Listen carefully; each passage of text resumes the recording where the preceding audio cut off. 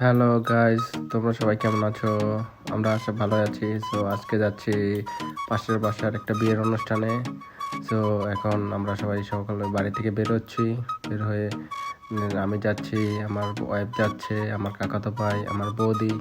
তো সবাই এখন রওনা দিলাম পাশের বাসায়। বেশ একটা দূর না। সো এখান থেকে আমরা রওনা দিলাম।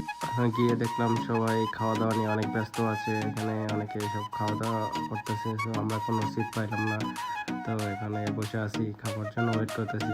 আমাদের হাসতেছে।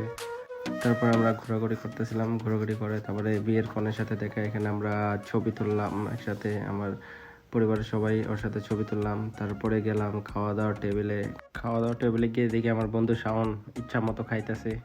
ওর দিকে আমার দিকে তাকাইতে পারতেছে না, লজ্জায় ক্যামেরার দিকে তাকাইতে পারতেছে না। তাই ক্যামেরা দেখে অনেকটা লজ্জা পেয়ে কম খাইতে যাচ্ছে, আরেকজনের দিতে দিতে যেতেছে। তারপরে কই থামা থামা বলতেছে।